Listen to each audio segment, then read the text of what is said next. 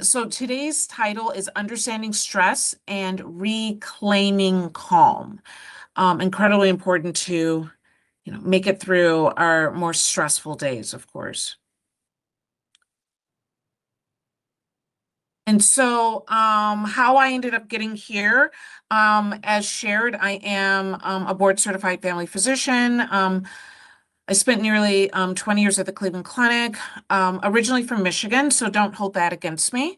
And eventually, I became not just a family physician, but also a physician development and life coach, because I realized that part of what was missing in our day-to-day interactions with patients, but also in the workplace, that we needed a little bit more understanding and awareness of how we were experiencing these days. I'm also on the advisory board for Ford's Health, and have a book series and do different things. So again, I'm excited to be here. Currently, I am the medical director at Care Alliance here in Cleveland. So I definitely recommend grab a sheet of paper or a pen, or just to kind of jot things down to see if it can be beneficial for you. So my first question is, what is stress? A signal that something is wrong with you. B, the body's natural response to changes and challenges. And C, a disease caused by negative thinking. And the answer is very clearly B, the body's natural response to changes and challenges. And the reason why I think it's important to bring that up is that we always look at stress as if it is a negative, as if it is the enemy. And to be honest, it's really, really important that we build a relationship with stress, because it provides signals that let us get up early in the morning because we're want to be at work on time, helps us plan our day. It makes sure that we ask critical questions sometimes to our children, or people in our lives, because we're stressed about certain information, or to make sure that they're okay. And so instead of making it the enemy, realize it is a signal, an alarm in our body that allows us to make decisions and hopefully make better decisions because of it. And so the body, when it's under stress, we typically have this fight or flight or freeze response. Many people have heard of this. So when you're really overwhelmed with stress, you might even dig in harder to get that assignment done. Sometimes we might feel that there is fear, or there's harm that can happen. So it tells us to run away. And then sometimes for many of us, we actually freeze in that moment. And if you understand what's going on, you're more likely to understand how to manage that. Acute stress is when it is in a specific situation, running to get the kids to school on time. The problem really is not when it's this fight or flight or freeze, when it's that acute situation. The problem really develops when it's chronic stress, which a lot of us experience, right? When stress becomes constant, when your body doesn't get a break from stress, is where it becomes more of an issue.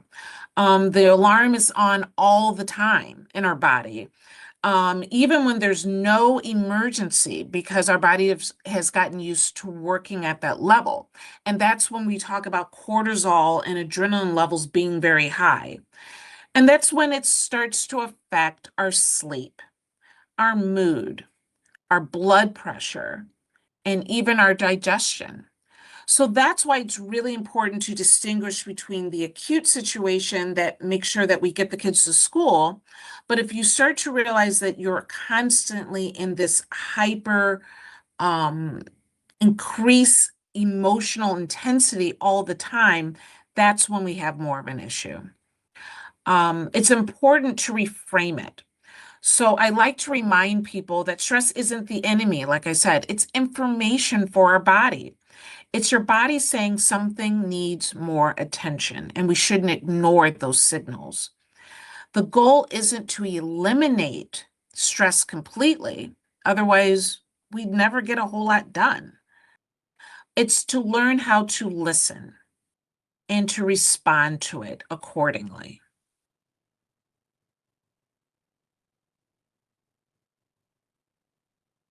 So, how does stress manifest?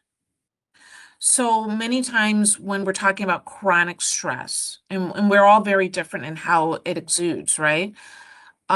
We might have headaches. Somebody else might just get fatigued, where another person can't sleep at all. How it manifests in your body can be very different. I know that for me, a lot of the times I'll have uh, my muscles tighten up in my back, right? Other people, they have, as I mentioned, more digestive issues. You might be more irritable emotionally. You might feel more anxious, or even you might disassociate, and it's harder for you to even deal with the issues. So you kind of remove yourself completely. Behaviorally, you might start to overeat. Some people stop eating. And like I said, with disassociation, you might just withdraw altogether.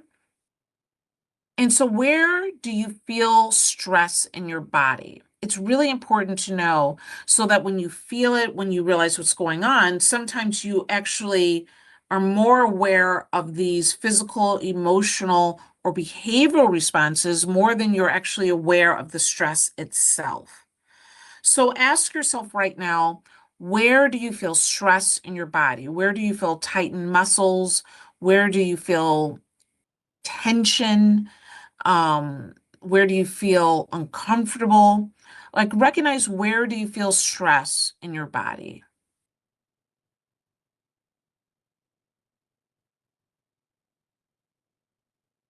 So what are some common triggers for women 35 to 55 years old?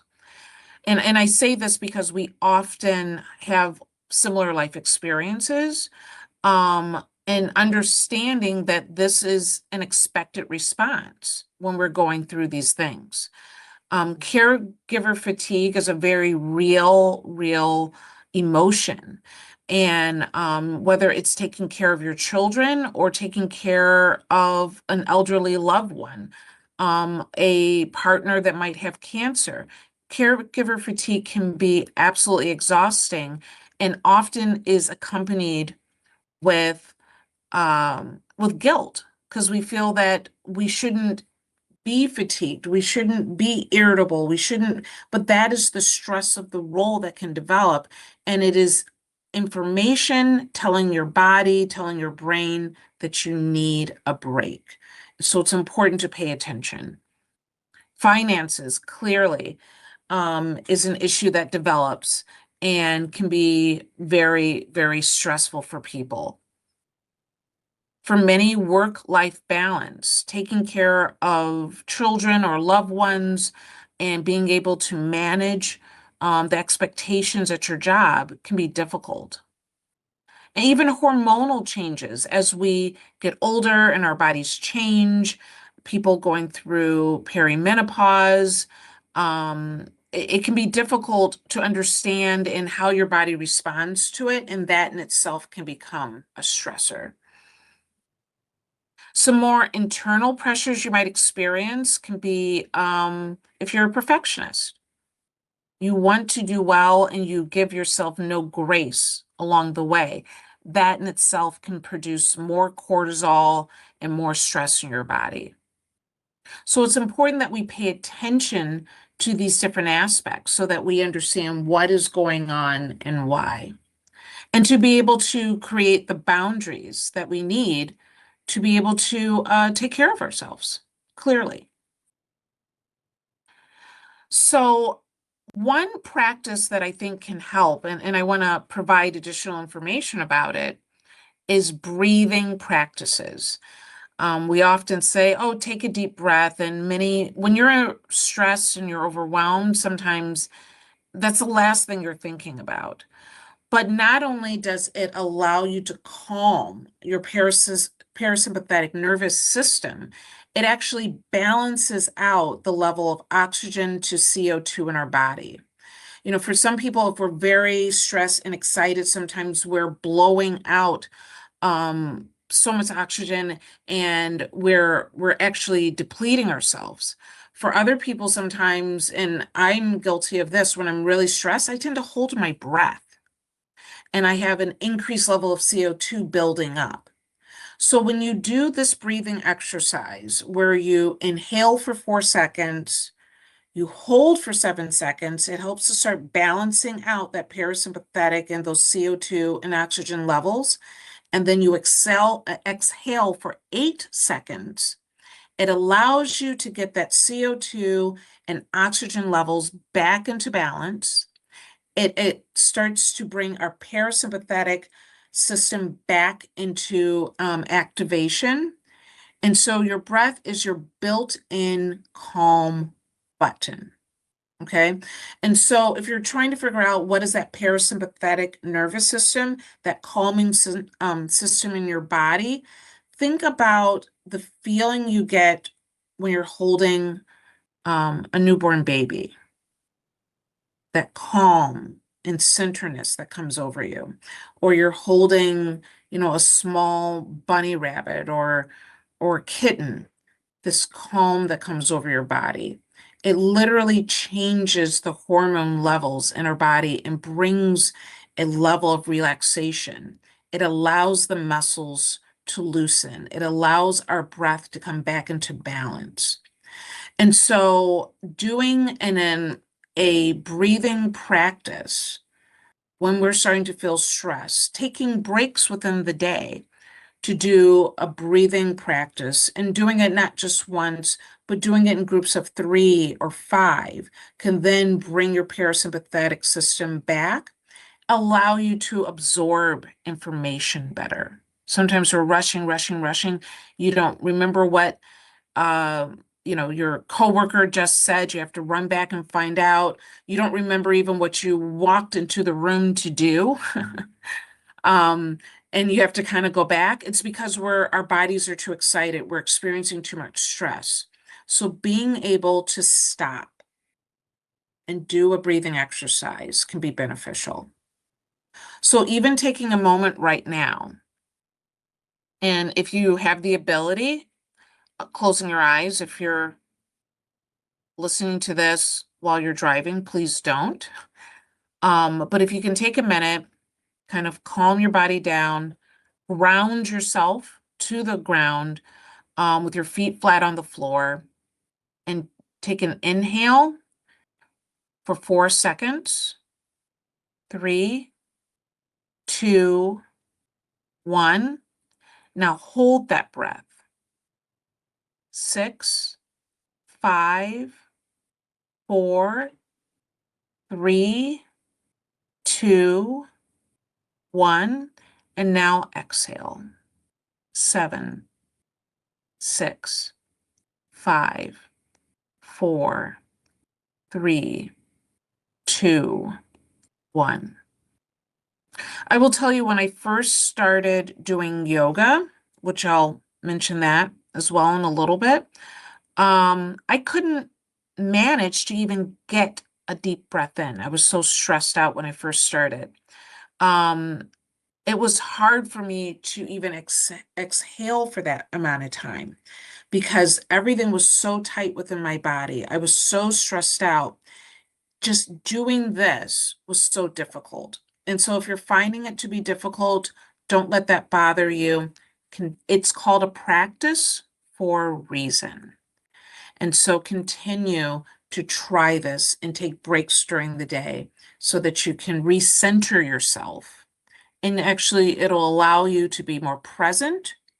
It'll allow you to remember why you walked into the room and remember the work that you're doing and make less mistakes while you're doing it. So keep that in mind. So what are some other stress relief strategies? Our goal is to get our cortisol levels back down to normal. And so one way of doing that is to move. Many times when we're stressed about something that we have to get done, or we are worried about our finances, we don't get up and move or dance or stretch or do it. We sit in it and we let it overwhelm us. But when you're starting to feel that stress come over you, stretch, dance, walk. I remember when my children were small and they were wiling out, I guess I'll just say, and everything seemed a little bit crazy. I would just stop. They're crying, they're moving, they're complaining, and I would just start dancing like crazy. I felt better. They thought I was insane, without a doubt, but it got all the tension out of my body. And it stopped them from crying because they're trying to figure out what's going on with mommy. She's all over the place. But I would just start dancing and moving and, what have you, and even singing just to get the stress out of my body, to shake it out, to stretch it out. And it can make a huge, huge difference. Think about other things that we do when we're stressed, right? We tend to eat more fatty foods. We feed our stress. Sometimes we're smoking. Sometimes we're choosing to go to alcohol. It's important that if you're under stress, and particularly if you believe you're under chronic stress, fuel your body appropriately. Get antioxidant foods into your body. Get the fruit and the vegetables and the blueberries and the strawberries, and try to get foods that will feed your body instead of the ones that simply consume us as we're consuming them, right? So we will not just get the pizza, but we eat the whole pizza, or we'll get the snacks and we eat a tremendous amount, or cakes, or whatever it is that tends to be your go-to. Allow this to be the space where I'm going to treat my body well. It's telling me, it's giving me information that my cortisol is high. If eating the fatty foods will not get that level down, but it might lead to diabetes. But eating the foods to balance your body is really important. And sometimes those are hard decisions to make in the moment, but the smoking or the drinking or simply kind of huddling in, it doesn't take care of the situation. Sometimes we simply need to rest. When we're stressed, many times we feel like we have to keep going, we have to problem solve, we have to fix this. Sometimes the best fix is quiet time. Resting, sleeping. Just taking a moment so your body can recover. Sometimes that's the best opportunity that you can take at that time. And then connect. It's an opportunity sometimes to vent with friends and family, connecting with your faith, and then sometimes distracting yourself a bit and connecting to your community. And just really realizing the things, whatever your stress is, it's a chapter. A chapter that you need to put the energy and the work in to solve, but yet it is still a chapter. And so sometimes also reaching out and letting people know what is going on with you and that you might actually need help is really important, because we try sometimes to solve problems all by ourselves. And sometimes the solution is in someone else that's close to you.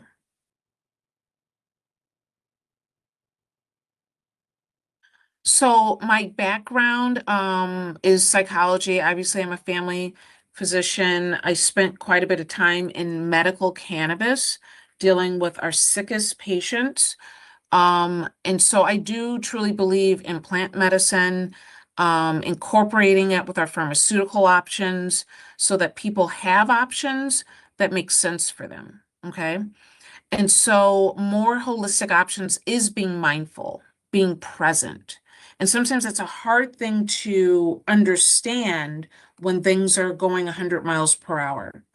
But having that time for quiet, be mindful to observe. I sometimes tell patients to look for three blue things in the room. It allows you to stop and slow down and look and be in the room that you're in to see what's going on. Um, the yoga is an opportunity to connect with your body and stretching and getting it back into balance. Journaling, I always find to be shockingly helpful because when you put that pen to paper, things will start to show up on the paper that you didn't even know you were thinking at all. And so taking that opportunity to journal and really understanding what's going on inside your body and inside your mind. Things like kava, which is a root that actually helps, gives a nice elevated feeling without giving you a high. And so there are kava bars, I believe, in Cleveland. But kava is an option that sometimes just kind of balances out your brain and your body. Adaptogens are also plant-based roots and different aspects that help bring relaxation to your brain. So ashwagandha is a very popular adaptogen now, and it helps with relaxation and decreased stress. And of course, aromatherapy is another way where certain scents can be relaxing like lavender, or can be brightening like a lemon smell or chamomile or what have you.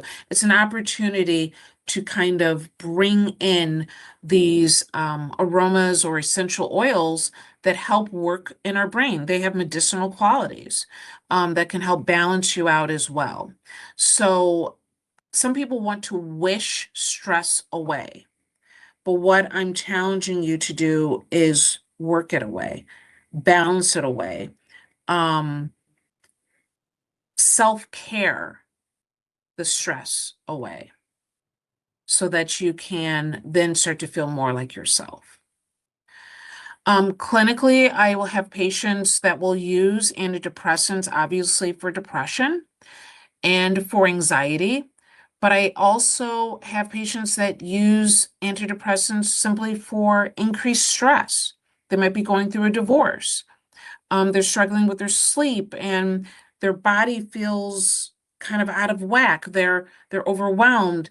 They're not clinically depressed, but they are down because of the heavy burden of the stress that they're under. And so sometimes that can be helpful. Um, Buspirone is a medication that can help just lighten your anxiety for some. And sometimes a short-term sleep aid. Just, a little bit of sleep can go so far in making you feel better. Many times with my patients, no matter what's going on with them, I start with sleep. Because whatever your condition is, if you sleep better, that makes everything at least a little bit better. So starting with sleep and then building up from there. And of course, work with your healthcare provider for a plan that's right for you and your history and for your body to make sure. Another suggestion, and let me also say, don't be ashamed of reaching out, whether it's pharmaceutical or it's more holistic options. The people that reach out are doing better. Sometimes you're looking at someone, across the room or across the grocery store, and it seems like they have it all together. But many times they seem like they have it all together because they reached out for help. And so that they might have that appearance of having it all together, but they're just doing the heavy lifting to try to get back to normal, to feel better. Another suggestion that I often use also is CBD. If CBD is kind of that core compound that's in hemp, it doesn't give you a high, but it helps balance your body. And so these are options that have medicinal value and can be beneficial for you. So, moving to gratitude, which if you practice this, it sharpens your mind and helps bring you back to a place of being more present. No matter how difficult your situation may be, there's something that you should be grateful for. Okay, because guaranteed it could still be worse. And so if you're trying to be less stressful, um, reducing your cortisol and boosting your dopamine is recognizing what you are absolutely grateful for. I often recommend people to do a gratitude journal and writing down, in this case, 3 good things that have happened this week, or that day, or 10 things, depending on how what they're working on, so that they have an opportunity to change the lens that they're seeing their world through at that moment. And so if you do have a pen, or if you just want to think it out, consider 3 good things that have happened in the last week for you.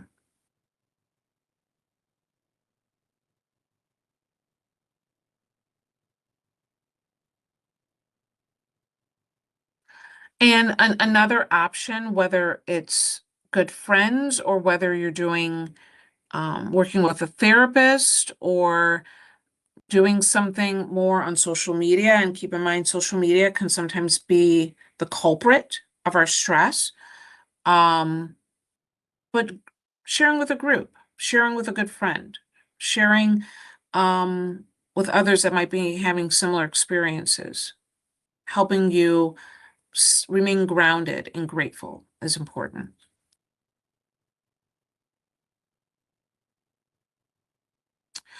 When I say grounding, it's very much when I say feet on the floor, and for some people, it's literally feet in like on dirt, in the grass, what have you, connecting with your world around you, grounding, feeling more balanced, having doing breath work as we shared before, and also taking a moment, closing your eyes and doing that body scan, feeling where's the tension in your body and letting that go. And just relaxing each segment of your body one by one. Because again, you want to be able to do what's necessary to get to a better place, but you have to take care of yourself first. As they often say, with airplane travel, you have to put that oxygen mask on you first. And sometimes we're so busy trying to fix the issue, or sometimes blame whoever, or wherever your energy might be going. Take care of yourself first. So then you can take care of others, or you can fix the problem. And when the quote, be where your feet are, meaning be balanced, be present, be in the moment. Because sometimes we're so focused ahead and worried about what's happening, could happen. We're not in the moment. That could actually, sometimes all the information we need is right in front of us. So when do we seek help?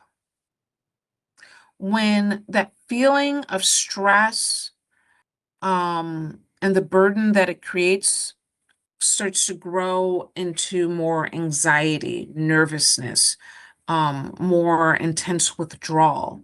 When sadness becomes hopelessness, and it's been going on for more than 2 weeks, when it's becoming harder and harder to complete the tasks that we need to do, to make the decisions that we need to make, or even just show up for others, for yourself, and or physically even show up at work, and we're developing burnout. This is when we need to seek more professional help. At Care Alliance, we do have behavioral health, where we see children as well as adults. And sometimes just, I think some people are afraid of going to a counselor or therapist. Um, But the fact of the matter is, again, it's an opportunity for someone that's outside of your realm to be able to help you get to a better place. It's a tool that statistically works as well as medication.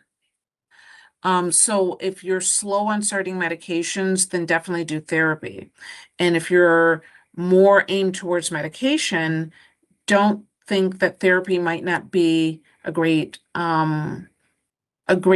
tool also to get you to a better place. But ultimately, always be safe. If you're starting to feel more suicidal or homicidal, or your withdrawal is now affecting every, aspect of your life, don't be afraid to reach out. So one small thing you'll do today for yourself. What is that? Oh, sorry. I don't know how to get back. Oh, there we go. So one small thing you'll do today for yourself.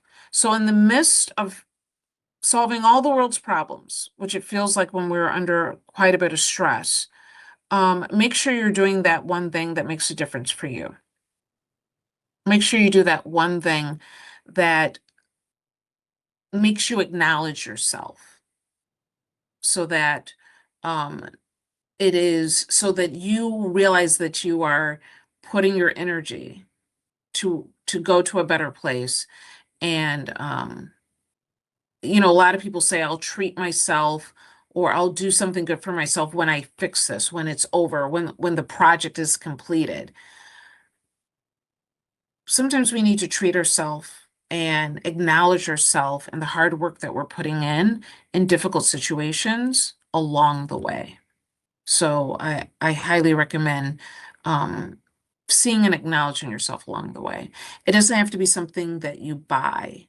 It could be the fact that you might do a 5-minute yoga on from your phone, or it might be that one small thing you'll do for yourself today might be uh it might be a piece of chocolate, or it might be calling your sister, or it might be, whatever it is that you need to do to get more in balance and to acknowledge that you're doing the hard work. It's worth it. Whatever it may be, it's for some people, it might be the car wash. It might be whatever it is that makes you feel like I know I'm doing my best. Then do that small thing for yourself. Because those small, consistent steps create big changes at the end of the day.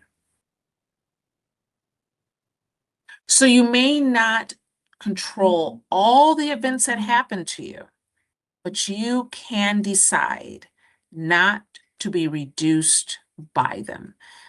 Be mindful that you are not your situation. You are not your situation. And that for every chapter, a new chapter will eventually start. So take care of yourself along the way. That's it. If people have questions or comments, I'm happy to take them at this time.